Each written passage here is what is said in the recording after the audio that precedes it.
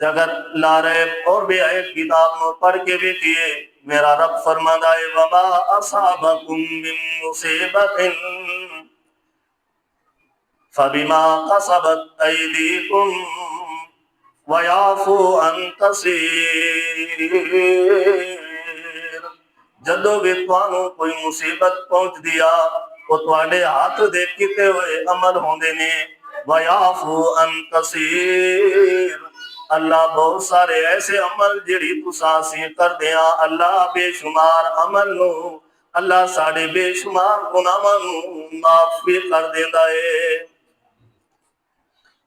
وما اصابکم من مصیبت، جدو بھی ساڑے ہوتے کوئی مصیبت آندیا، کسی مہینے دی وجہ کو نہیں آندی، کسی شخص دی وجہ کو نہیں آندی، کسی جانور دی وجہ کو نہیں آندی، اللہ فرماتا ہے فَبِمَا قَصَبَتْ أَيْدِيكُمْ، وہ مصیبت جڑی آندی ہے وہ تواڈے ہتھاں دے کیتے ہوئے عمل ہوندے نے، انہاں دی وجہ کولو تواڈے اوتے مصیبت آندیاں نے۔ فَبِمَا قَصَبَتْ أَيْدِيكُمْ، قصب تو مراد یہ آ کہ اسی جدو اللہ دے حکم دی نافرمانی کر دیا، اللہ دے قرآن تو روح گردانی کر دیا، اللہ دا حکم جدو نہیں من دے تے اللہ پھر ساڑے ہوتے مصیبتاں نو نازل کرتا ہے۔ مصیبتاں کس طرح نہیں آندیاں کہ جدو اسی اپنے رب دی نافرمانی کر، چاہے وہ بارش دی صورت تے ہوئے، چاہے وہ قحط سالی دی صورت تے ہوئے، چاہے وہ کسی مصیبت دی صورت تے ہوئے، چاہے جس طرح بھی ہوئے، وہ آندھی اس وجہ نالو ہے کہ جدو اسی اپنے رب دے نافرمان بڑھ جاندے ہیں۔ تو اس آیت کریمہ تو کوئی ایسا سبب نہیں لیا گیا کہ فلاں کم ہوئے گا تو مصیبتیں یا آئیں گی، نہیں، بلکہ کوئی دن ہوئے گا مصیبت آوے گی، نہیں، بلکہ اللہ نے فرمایا مصیبت جدو بھی آوے گی تواڈے اپنے عمل دی وجہ کو آوے گی۔ اب اسی سفر دے مہینے نو مصیبت سمجھیے، اپنے عمل نو نہ ویکھیے تے یہ ساری غلطی ہے، یہ ساڑا انصاف نہیں آئے گا۔ اللہ نے سفر دے مہینے نو کسی مسلمان لئی، کسی انسان لئی مصیبت زدہ نہیں بنایا، اللہ نے ہر دن انسان دی بھلائی کتے بنایا ہے، لیکن انسان ہے جڑا اللہ کی نافرمانیاں کردا ہے، جدو اللہ دی وہ نافرمانیاں کردا ہے پھر اللہ اندے ہوتے اپنیاں مصیبتاں نو نازل کر دیتا ہے۔ کیا کبھی ایسا نہیں ہویا کہ سفر دے مہینے دی علاوہ ساڑے ہوتے مصیبتاں نہ آیا ہوئے؟ ایسا کبھی نہیں، بلکہ ہر جس طرح اسی عمل کرنے ہاں، اسی جس طرح اپنے رب نو ناراض کرنے ہاں کہ اللہ پھر مصیبتاں بھی اسی طرح نال ساڑے ہوتے نازل کرتا ہے۔ اور کسی انسان نو یا کسی جانور نو یا کسی دن نو یا کسی رات نو یا کسی مہینے نو اللہ نے انسان لئی منحوس پیدا نہیں کیتا۔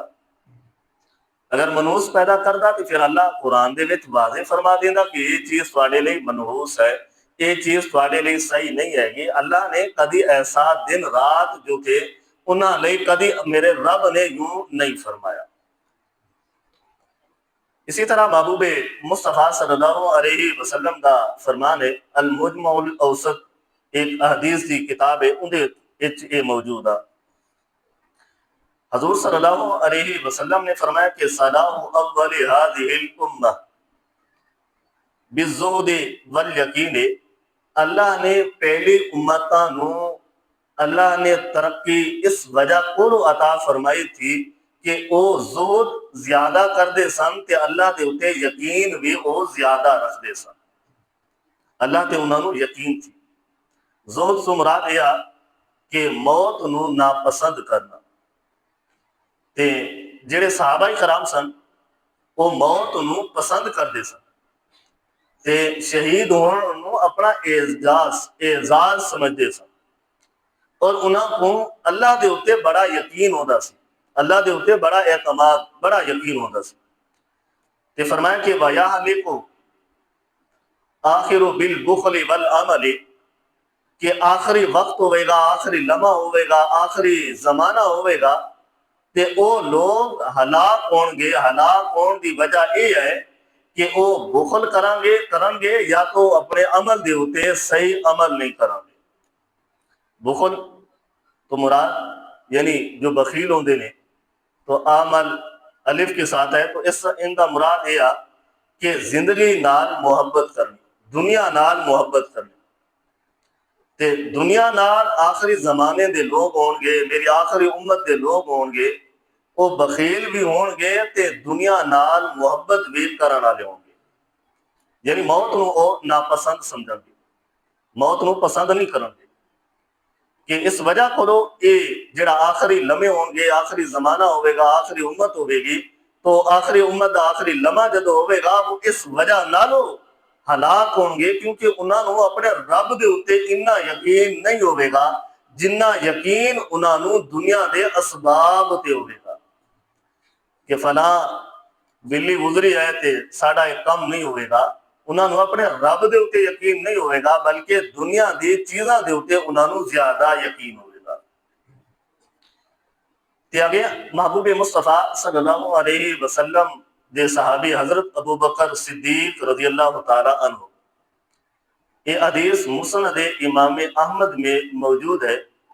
حضرت ابو بکر صدیق رضی اللہ تعالی عنہ سے روایت ہے، فرماندے نے کہ جدو حضور صلی اللہ علیہ وسلم بظاہر دنیا کو پردہ فرمایا تے حضرت ابو بکر صدیق رضی اللہ تعالی عنہ کھڑے ہوئے ممبر تے آپ دی اکھاں جو آنسوں سن، آنسوں تھے، تے پھر حضرت ابو بکر صدیق رضی اللہ تعالی عنہ اس وقت محبوب مصطفیٰ صلی اللہ علیہ وسلم دا فرمان سنایا اور فرمایا کہ اس وقت جب حضور صلی اللہ علیہ وسلم نے جدو یہ حدیث بیان کیتی سی تے محبوب مصطفیٰ صلی اللہ علیہ وسلم دی اکھاں جو بھی آنسوں سن۔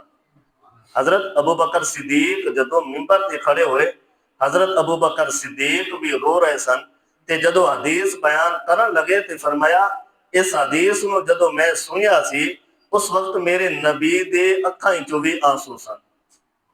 تو فرمایا کہ حضور صلی اللہ علیہ وسلم نے فرمایا کہ وَصَلُ اللَّهَ الْمِيَافَاتَ قَرَاءَةُ الطَّمَعِ يُوتُ رَجُلًا بَعْدَ الْيَقِينِ شَيْئًا خَيْرًا مِنَ الْمُعَاقَاتِ، کہ فرمایا کہ اللہ دے کولو سوال کرو اپنی دنیا نو اپنی آخرت نو بہترین کرن لئی، معافات دا معنی مصیبتاں نو دور کرن لئی، تے فرمایا کہ اپنے رب کو دعا منگو فَإِنَّهُ لَمْ يُؤْتَ رَجُلٌ، کہ اس دے بعد ایک مرد بعد الیقین شیئن، ایک مرد اللہ کولو اللہ دے علاوہ کسی چیز دے ہوتے یقین نہیں رکھے گا، خیرم من المعافات، تو اللہ انہوں بہترین بلائیاں عطا فرمائے گا، اللہ اس کو بہترین بلائیاں عطا فرمائے گا، یعنی اللہ دے علاوہ کسی چیز دے ہوتے یقین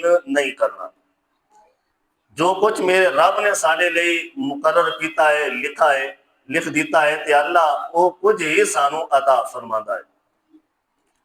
اگر اسی سوچئے کہ فلاں دن دی وجہ کو دو، فلاں رات دی وجہ کو دو، فلاں دے آن دی وجہ کو دو اللہ ساڑے ہوتے مصیبتہ نازل کرتا ہے، نہیں، بلکہ کسے دن دے کسے رات دے آن دی وجہ کو دو اللہ مصیبتہ نازل نہیں فرماتا، اللہ اوہی کچھ ان بندے لئی عطا فرماتا ہے جو اللہ نے ان دے حصے تے ان دے نصیب لئی لکھا یا ہوتا ہے، ان دے علاوہ اللہ کچھ بھی عطا نہیں فرماتا، اور جو کچھ اللہ عطا فرماتا ہے وہ سارے عمل دی وجہ کو ہی ہوتا ہے۔ حضرت اکرمہ رضی اللہ تعالی عنہ فرماتے ہیں کہ ہم حضور صلی اللہ علیہ وسلم دی خدمت بیٹھے سن تے صحابہ کرام سن، حضرت اکرمہ رضی اللہ تعالی عنہ اس حدیث سے راوی نے فرماتے ہیں کہ ایک مرتبہ ایسا ہویا کہ ایک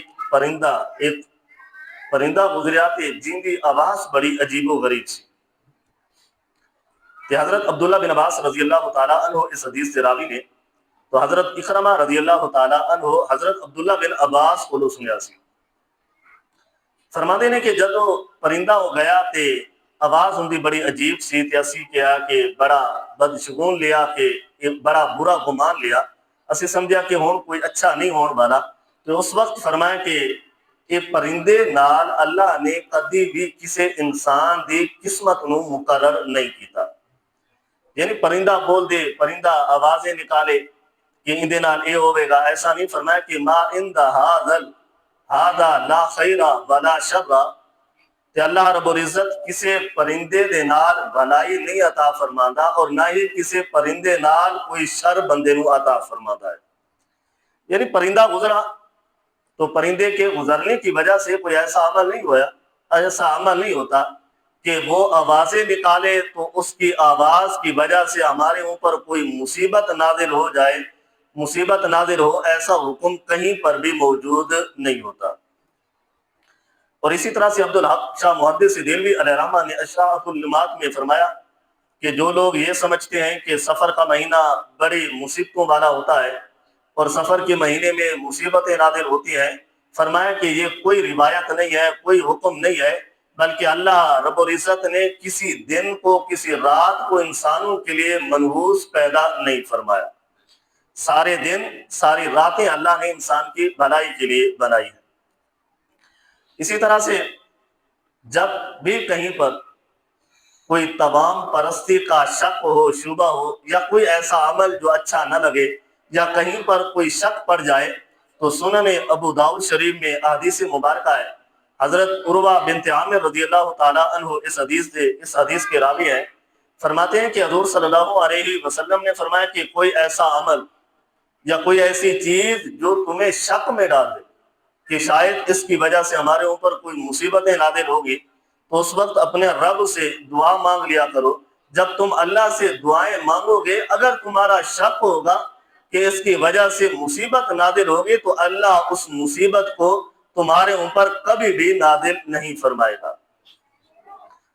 حضرت عروہ بنت عامر رضی اللہ تعالیٰ عنہ فرماتے ہیں کہ حضور صلی اللہ علیہ وسلم نے فرمایا کہ جب بھی کسی مصیبت کا ڈر ہو، جب بھی کسی چیز کا خوف ہو، جب بھی تمہیں علم ہونے لگے کہ فلاں وجہ سے، فلاں چیز کی وجہ سے میرے اوپر مصیبت نازل ہوگی، تو فرمایا اللہ سے دعا مانگو کہ اللہم لا یأتی بالحسنات الا انت وَيَدْفَعُ السَّيِّئَاتِ إِلَّا أَنْتَ وَلَا حَوْلَ وَلَا قُوَّةَ إِلَّا بِكَ، کہ اللہ سے دعا مانگو، اے اللہ تیری توفیق کے علاوہ میں نیکیاں نہیں کر سکتا، اے اللہ جو برائیاں نے جنوں تو دفع کر سکے، جس نو تو دور کر سکے، اب مجھ سے وہ برائیاں بھی، وہ مصیبتیں بھی دفع نہیں ہون گی، جدو ہون گی تے تو ہی انہوں دفع کرے گا۔ وَلَا حَوْلَ وَلَا قُوَّةَ إِلَّا بِكَ، کہ اللہ سے دعا مانگو، اے اللہ نیکیاں کرن دی توفیق ہی تو دینا ہے، مصیبتاں بھی تو ٹال سکنا ہے، تیرے علاوہ کوئی نیکیاں کرن دی بھی توفیق نہیں دینا، کوئی مصیبتاں ٹالن دی بھی توفیق عطا نہیں فرماندا۔ یہ اس وقت جدو بھی کوئی مصیبت دا ڈر ہوگی، اس دعا نو منگو پڑھو کہ اللہ مصیبتاں نو دور فرما دے گا۔ اصل مسئلہ یہ ہے کہ ساڑھے دل دے اندر اپنے رب دا یقین تے توکل ہی نہیں ہے گا، سانو اپنے رب تے بھروسہ ہی نہیں ہے۔ اگر ہم اپنے رب پر بھروسہ کریں، اپنے رب پر یقین کریں، تو دنیا کی کوئی چیز ہمیں نقصان نہیں پہنچا سکتی، اور دنیا کی کوئی چیز ہمیں فائدہ نہیں پہنچا سکتی جب تک میرے رب نے ہمیں جس چیز کا فائدہ دینا ہوگا وہ مل کر رہے گی، جس چیز کی ہمیں مصیبت پہنچنی ہوگی وہ پہنچ کر رہے گی۔ اللہ رب العزت نے لا ریب اور بے عیب کتاب میں ارشاد فرمایا کہ ان ینصرکم اللہ فلا غالب لکم، جب اللہ تمہاری مدد کرتا ہے تو اللہ کی مدد جو ہے تمہارے اوپر غالب آتی ہے، کسی اور چیز کی مدد تمہارے اوپر غالب نہیں آ سکتی۔ وَإِن يَخْذُلْكُمْ فَمَنْ ذَا الَّذِي، جب اللہ تمہارے اوپر ذلت کو ڈال دے، اللہ جب تمہارے اوپر آزمائش کو ڈال دے، تو کوئی نہیں ہے جو اللہ کی ڈالی ہوئی آزمائش کو تم سے دور کر سکے۔ یعنی اللہ اگر بھلائی چاہے تو وہی ملتی ہے، میرا رب اگر ہمارے لیے ذلت، مصیبت، آزمائش مقرر کیا ہے تو وہ ہمیں مل کر رہتا ہے، کسی دن رات کی وجہ سے اللہ مصیبتیں نازل نہیں فرماتا۔ اور مصیبتیں کیوں نازل ہوتی ہیں؟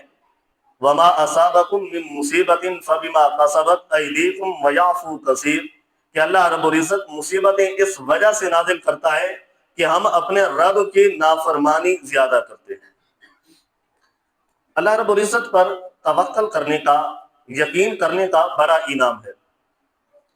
حضرت عمران بن حسین رضی اللہ تعالیٰ عنہ اس حدیث دے راوی نے اس حدیث کو روایت کیا ہے کہ یہ حدیث مسلم شریف میں موجود ہے کہ حضور صلی اللہ علیہ وسلم نے فرمایا کہ یدخلون الجنہ من امتی 70,000، کہ فرمایا کہ اللہ رب العزت کل قیامت والے دن 1000 لوگوں کو، 70,000 لوگوں کو اللہ بغیر حساب و کتاب کے جنت عطا فرمائے گا۔ 70,000 بغیر حساب، کل قیامت والے دن 70,000 لوگوں کو ان سے حساب و کتاب نہیں لیا جائے گا، اللہ انہوں جنت عطا فرمائے گا۔ قالوا من ہم، تو صحابہ نے پوچھا یا رسول اللہ کس وجہ سے اللہ ان کو جنت عطا فرمائے گا؟ تو حضور صلی اللہ علیہ وسلم نے فرمایا کہ قال هم الذین لا یبتغون ولا یسترقون، کہ اللہ رب العزت ان کو جنت اس وجہ سے عطا فرمائیں گے کہ زندگی بھر کسی برے گمان سے بھی وہ لوگ محفوظ رہے ہوں گے، اور کسی شخص سے، ایسا شخص جو تویزات ایسے دیتا ہو جو شرکیہ ہو، ان سے بھی وہ محفوظ رہیں گے، تو اللہ ایسے لوگوں کو جنت میں بغیر حساب کے داخل فرما دے گا۔ جیسے ہم لوگ کسی چیز کو منحوس سمجھتے ہیں، یا ہم کسی ایسے لوگوں کے پاس جا کر تویز لیتے ہیں جو شرکیہ قسم کے تویز دیتے ہیں جہاں پر شرک ہوتا ہے، تو ایسے شرک والے تویز لینا بھی مسلمانوں کے لیے حرام ہوتے ہیں۔ تو ایسے تویز لینے والے لوگوں کے پاس بھی نہ جائے، کسی شے کو منحوس بھی نہ سمجھے، تو اللہ ایسے لوگوں کو کل قیامت والے دن ان سے حساب نہیں لے گا بلکہ انہیں جنت عطا فرمائے گا۔ اور توکل، اللہ پر یقین کرنا، یعنی اللہ پر بھروسہ کرنے کے مترادف ہوتا ہے کہ ہم اپنے رب پر بھروسہ کرتے ہیں، ہم اپنے رب پر یقین رکھتے ہیں۔ اس کی آسان سی مثال اس طرح سمجھی جائے کہ جیسے ہم کسی ڈاکٹر سے جا کر دوائی لیں، دوائی لینے کے بعد ہم نے دوائی لی ہے، بیمار ہے، تو بیمار آدمی کے لیے دوا لینا یہ میرے نبی کا حکم ہے، سنت مصطفیٰ صلی اللہ علیہ وسلم ہے، لیکن اسباب پر یقین نہیں کیا جاتا۔ دوائی ایک سبب ہے، اسباب میں سے ایک سبب ہے۔ اگر ہم یہ یقین کر لیں کہ دوائی ہی ہمارے لیے شفا بنے گی، تو ایسا نہیں ہے، بلکہ ہم دوائی لیتے ہیں سبب کے طور پر، اور یقین رکھتے ہیں اپنے رب پر کہ اللہ ہمیں اس دوائی کے ذریعے سے ہمیں جو ہے نجات عطا فرمائے گا، ہمیں تندرستی عطا فرمائے گا۔ کس کے ذریعے سے؟ سبب کے ذریعے سے نہیں، یقین اپنے رب پر ہونا ہے۔ تو رب پر جب ہم یقین کرتے ہیں تو یقین ہمارا رب پر ہوتا ہے، تو اسی کو یعنی توکل اپنے رب پر کیا جاتا ہے۔ دوائی لی یہ سبب ہے، اور اس سبب پر یقین نہیں ہے، یقین اپنے رب پر ہے کہ اللہ ہی ہمیں اس دوائی کے ذریعے سے شفا عطا فرمائے گا۔ اور کافر کا کیا انداز ہوتا ہے؟ کافر جو ہوتا ہے وہ سبب پر یقین رکھتا ہے، سبب پر یقین رکھتا ہے۔ نعرہ تکبیر، نعرہ رسالت، نعرہ حیدری۔ اب ہم نے کیا کرنا ہے؟ سبب کو اختیار کرنا ہوتا ہے، لیکن سبب پر ہم نے یقین نہیں رکھنا ہوتا، یقین ہم نے اپنے رب پر ہی کرنا ہوتا ہے۔ اور اسی طرح سے کوئی بھی ایسی چیز ہو جس پر بعض لوگ تو یہ کہتے ہیں کہ اللہ رب العزت نے ہمیں رزق عطا فرمانا ہے، اللہ رب العزت رزق عطا فرمائے گا، تو وہ کام نہیں کرتے۔ ایسا نہیں ہے، بلکہ انہیں کام کرنا پڑے گا، کام کی تلاش میں نکلنا پڑے گا، اور یقین یہ رکھنا پڑے گا کہ اللہ، ہم نے یہ سبب اختیار کیا، چلے ہیں روزی حاصل کرنے کے لیے کام کی تلاش میں، تو اللہ ہمارا ضرور کوئی نہ کوئی سبب بنا دے گا، ہمیں رزق، ہمارے لیے فراوانی کے راستے جو ہیں وہ عطا فرمائے گا۔ یقین صرف کس پر ہے؟ اللہ پر۔ لیکن سبب کو اختیار کیے بغیر نہیں ہے، سبب اختیار کرنا پڑے گا۔ حضرت عمر فاروق رضی اللہ تعالیٰ عنہ فرماتے ہیں کہ ایک مرتبہ حضور صلی اللہ علیہ وسلم کی خدمت میں بیٹھے تھے، تو حضور صلی اللہ علیہ وسلم نے فرمایا کہ لو انکم کنتم توکلتم علی اللہ حق، کہ اللہ پر بھروسہ ایسا کرو جس طرح اللہ پر بھروسہ کرنے کا حق ہے، جس طرح حق ہے۔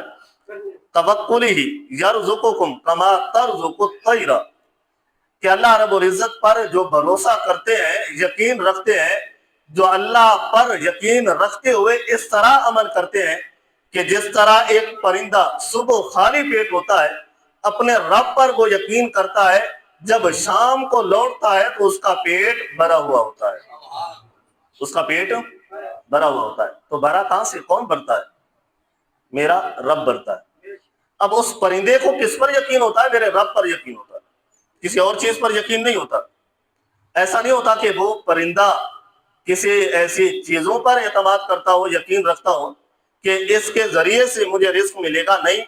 تو حدیث مبارکہ میں حضرت عمر فاروق رضی اللہ تعالیٰ عنہ فرماتے ہیں کہ حضور صلی اللہ علیہ وسلم نے فرمایا کہ اللہ پر ایسا یقین رکھو، ایسا یقین توکل رکھو، ایسا بھروسہ رکھو جس طرح ایک پرندہ اللہ پر بھروسہ رکھتا ہے، جب وہ خالی پیٹ صبح اٹھتا ہے، جب شام کو لوٹتا ہے تو اس کا پیٹ بھرا ہوا ہوتا ہے۔ تو بندے کو چاہیے اسی پرندے کی طرح اپنے رب پر وہ یقین رکھا کرے۔ اب یہاں پر یہ نہیں ہے وہ پرندہ اپنے گھونسلے سے اٹھا ہی نہیں ہے، اڑا ہی نہیں ہے، گیا ہی نہیں، بلکہ اس نے دنیاوی اسباب کو اختیار کیا، دنیاوی سبب کو اس نے اختیار کیا۔ دنیاوی سبب اختیار کرنے کے بعد میرے رب پر اس نے یقین کیا، تو پھر اللہ رب العزت کبھی بھی کسی پرندے کو خالی پیٹ نہیں لوٹاتے، بلکہ جب بھی وہ شام کو لوٹتا ہے تو اس کا پیٹ بھرا ہوا ہوتا ہے۔ یہ ہے اپنے رب پر بھروسہ کرنا۔ اسی طرح حضرت انس بن مالک رضی اللہ تعالیٰ عنہ سے روایت ہے کہ حضور صلی اللہ علیہ وسلم کے پاس ایک دیہاتی صحابی آیا، وہ عرض کی کہ یا رسول اللہ آکلھا والوہل، کہ یا رسول اللہ میرے پاس ایک اونٹ ہے، اونٹ کو چھوڑ دوں نہ باندھوں اللہ پر بھروسہ کروں، یا اونٹ کو باندھ لوں باندھنے کے بعد اپنے رب پر بھروسہ کروں؟ اس صحابی نے حضور صلی اللہ علیہ وسلم کی بارگاہ میں یہ عرض کی کہ اللہ پر بھروسہ کیسے کرنا ہے، اللہ پر یقین کیسے رکھنا ہے؟ تو فرمایا کہ یا رسول اللہ صلی اللہ علیہ وسلم میرے پاس اونٹ ہے، اونٹ کو کھلا چھوڑ دوں پھر اپنے رب پر بھروسہ کروں کہ میرا رب میرے اونٹ کی حفاظت فرمائے گا، اور دوسرا طریقہ یہ ہے کہ میں اپنے رب پر بھروسہ کروں لیکن پہلے اپنے ظاہری اسباب ہیں ان کو مکمل کروں، یعنی اس اونٹ کو باندھ دوں، باندھنے کے بعد پھر میں اپنے رب پر اعتماد کروں، اپنے رب پر بھروسہ کروں۔ جب اس صحابی نے حضور صلی اللہ علیہ وسلم کی بارگاہ میں یہ عرض کی تو حضور صلی اللہ علیہ وسلم نے فرمایا کہ آقلھا وتوکلوا، کہ پہلے اونٹ کو باندھنا ہے، باندھنے کے بعد پھر اپنے رب پر تم نے بھروسہ کرنا ہے۔ ایسا نہیں کہ اپنے رب کو اسباب جو ظاہری میرے رب نے ہمیں عطا فرمائے ان کو چھوڑ دو اور بغیر کسی وجہ کے اپنے رب پر یقین کرو، ایسا نہیں، بلکہ پہلے تمہیں ان اسباب پر یقین کرنا پڑے گا، ان اسباب پر عمل کرنا پڑے گا۔ بیمار ہیں تو ہمیں دوائی لینی پڑے گی، لیکن ہمیں یقین اپنے رب پر کرنا ہوگا کہ اس دوائی سے اگر میرا رب چاہے تو ہمیں صحت مل سکتی ہے، ہماری بیماری دور ہو سکتی ہے، اگر میرا رب نہ چاہے تو اس دوائی سے بھی کبھی ہماری بیماری دور نہیں ہو سکتی۔ اور یہ ہوتا ہے یقین، یہ ہوتا ہے اعتماد، اور دنیا کے ظاہری اسباب پر عمل کرنا بھی ہمارے لیے ضروری ہوتا ہے۔ اور اسی طرح سے ہم کسی اللہ والے کے مزار پر جاتے ہیں، اللہ کے نیک ولیوں کے مزار پر جب ہم جاتے ہیں تو ہمارا یہ یقین نہیں ہوتا کہ سارا کچھ یہی عطا فرمائیں گے، بلکہ ہم اللہ والوں کے مزار پر گئے ہیں، اگر رب چاہے تو اللہ والوں کے توسل سے ہماری مشکلات حل ہو جاتی ہے، اگر میرا رب نہ چاہے تو اللہ والوں کے توسل سے بھی ہماری مشکل حل نہیں ہوتی۔ مزاروں پر بھی جا کر یقین کس پر ہوتا ہے؟ ہمارا اپنے رب پر۔ اور وہاں پر جاتے کیوں ہیں؟ کہ ہمارے اتنے نیک عمل نہیں ہوتے کہ ہم اپنے رب سے مانگ سکیں، مانگتے تو ہم ہیں لیکن اللہ جب ہمیں عطا نہیں فرماتا تو پھر ہم جا کر اللہ والوں کے مزار پر حاضری دیتے ہیں، تو اس وجہ سے حاضری دیتے ہیں کہ یہ اللہ کے نیک بندے ہیں، انہوں نے ساری زندگی اپنے رب کو راضی کیا ہے، اب ہم اپنے رب کی بارگاہ میں ان کا وسیلہ پیش کرتے ہیں، تو لیکن وسیلے کے ساتھ ہمیں یقین یہ ہوتا ہے کہ عطا کرنے والی ذات میرے رب کی ہے، یہ نہیں عطا کرتے۔ ہاں میرا رب چاہے تو انہیں طاقت عطا فرماتا ہے۔ فالمدبرات امرا، قرآن پاک کی اس آیت کی تفسیر پڑھ کر دیکھا جائے تو یہاں پر میرے رب نے جس طرح فرشتوں کی ڈیوٹی لگائی ہوتی ہے، اسی طرح سے میرے رب نے اللہ والوں کی بھی ڈیوٹی لگائی ہوئی ہوتی ہے۔ اب ہم اللہ کے مزاروں پر جا کر یقین کہاں پر ہوتا ہے؟ ہمارے رب پر۔ عطا کرنے والی ذات کون ہے؟ وہ میرا رب ہے۔ دیتا کون ہے؟ میرا رب ہے۔ لیکن ہم جا کر اللہ والوں کا اللہ کی بارگاہ میں وسیلہ پیش کرتے ہیں، اللہ کی بارگاہ میں عرض کرتے ہیں مالک ہم گناہگار ہیں، تجھے ان نیک ولیوں کا، ان نیک بندوں کا وسیلہ ہے، ہماری مشکلات کو حل فرما دے۔ تو اللہ اپنے نیک ولیوں کے توسل سے ہماری مشکلات کو حل فرما دیتا ہے۔ فرماتا کون ہے؟ اللہ۔ کون فرماتا ہے؟ بلند آواز سے کہتے ہیں کون فرماتا ہے؟ کون فرماتا ہے؟ اللہ کی بارگاہ میں ہم ان ولیوں کا کیا پیش کرتے ہیں؟ وسیلہ۔ کیا پیش کرتے ہیں؟ کیا پیش کرتے ہیں؟ عطا کون کرتا ہے؟ اللہ۔ عطا کون کرتا ہے؟ تو ہمارا یقین تو اپنے رب پر ہوتا ہے۔ دینے والی ذات کون سی ہے؟ اللہ کی۔ اور اللہ کے نیک بندوں کے پاس جاتے ہیں کس وجہ سے؟ کہ یہ ایک ہم وسیلہ پیش کرتے ہیں اللہ کی بارگاہ میں۔ اب ہمارے اندر اوپر کوئی مصیبتیں آ جائیں، پریشانیاں آ جائیں، تو ہم نے کیا کرنا ہے؟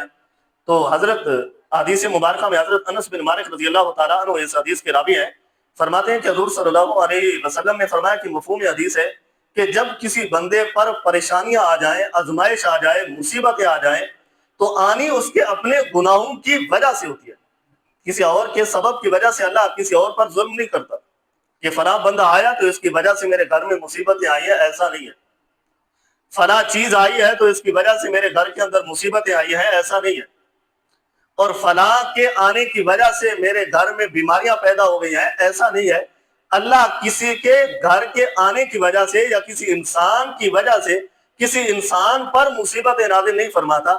مصیبتیں اگر اس پر آتی ہے تو اس کے اپنے گناہوں کے سبب کی وجہ سے آیا کرتی ہیں۔ فرمایا کہ جب تمہارے اوپر کوئی مصیبتیں آ جائیں تو پھر کرنا تم نے یہ ہے کہ نیکیاں کرنی ہے، اللہ کی بارگاہ میں التجائیں کرنی ہے، نماز پڑھنی ہے، ذکر و اذکار کرنا ہے۔ تو اللہ نماز پڑھنے کی وجہ سے، ذکر و اذکار کرنے کی وجہ سے، نیکیاں کرنے کی وجہ سے اللہ مصیبتوں کو دور فرما دیتا ہے۔ اور فرمایا کہ دوسرا یہ ہے کہ صدقہ دینا ہے۔ جب صدقہ ادا کرو گے تو یہ صدقہ اللہ تعالیٰ کے غضب کو ٹھنڈا کر دیتا ہے، اللہ کی ناراضگی کو ختم کر دیتا ہے۔ اللہ نے جو ہمارے گناہوں کی وجہ سے ہمارے اوپر جو مصیبتیں اللہ نازل فرماتا ہے، جو ہمارے اوپر آزمائش نازل فرماتا ہے، تو اللہ اس وقت نازل فرماتا ہے جب اللہ ہم سے ناراض ہو جاتا ہے، جب اللہ ہم سے خفا ہوتا ہے۔ خفا کیوں ہوتا ہے؟ کہ ہم اپنے رب کو راضی نہیں کر سکتے، ہمارا دن رات گناہوں سے بھرا ہے، ہم ہر لمحہ اپنے رب کی نافرمانی کرتے ہیں۔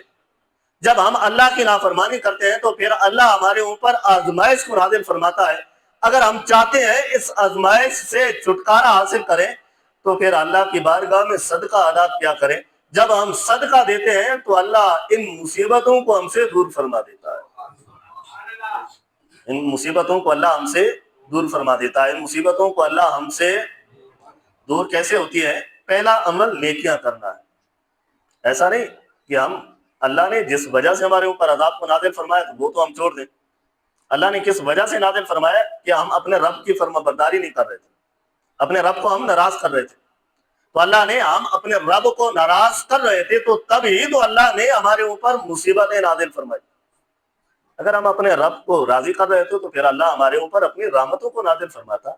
تو پہلا عمل یہی ہے کہ اللہ کی بارگاہ میں نیکیاں کرنی ہے، سر و سجود ہونا ہے، نماز پڑھنی ہے، ذکر و اذکار کرنا ہے، دعائیں مانگنی ہے۔ اے اللہ میں گناہگار ہوں، میرے گناہوں کو معاف فرما دے، اور جو مصیبت تو نے میرے اوپر نازل فرمائی ہے اس نیکی کے توسل سے اس کو دور فرما دے، اس نیکی کے توسل سے۔ اور ساتھ میں نماز بھی پڑھنی ہے، نیکیاں بھی کرنی ہے، اور ساتھ میں صدقہ بھی ادا کرنا ہے۔ جب ہم یہ نیکیاں اور صدقہ اکٹھے کرتے ہیں تو پھر اللہ کا غضب جو ہمارے اوپر ہوتا ہے وہ ٹھنڈا ہوتا ہے۔ جب اللہ کا غضب ٹھنڈا ہوتا ہے تو جو بیماری کسی ڈاکٹر کی دوائی سے دور نہیں ہو رہی ہوتی، پھر اللہ رب العزت معمولی سی دوائی سے شفائے کاملہ عطا فرماتا ہے، شفائے کاملہ عطا فرماتا ہے۔ عطا تب فرماتا ہے نا جب ہم اپنے رب کے بن جاتے ہیں، جب ہم اپنے رب کے فرما بردار بنتے ہیں۔ تو یہاں پر اللہ رب العزت نے کسی دن کو، کسی رات کو منحوس پیدا نہیں فرمایا، کسی انسان کو منحوس پیدا نہیں کیا، کسی جانور کو منحوس پیدا نہیں کیا۔ اگر کوئی نحوست ہمارے گھروں میں آتی ہے یا ہمارے اوپر آتی ہے، وَمَا أَصَابَكُم مِّن مُّصِيبَةٍ فَبِمَا قَصَبَتْ أَيْدِيكُمْ وَيَعْفُو عَن كَثِيرٍ، کہ اللہ فرماتا ہے جو مصیبتیں میں تمہارے اوپر نازل کرتا ہوں وہ تمہارے عمل کی وجہ سے ہوتی ہے۔ وَيَعْفُو، اللہ فرماتا ہے کہ بہت سارے ایسے گناہ ہوتے ہیں ان کثیر جو میں ابھی معاف بھی فرما دیتا ہوں۔ ہر گناہ کا تم سے بدلہ نہیں لیتا، سزا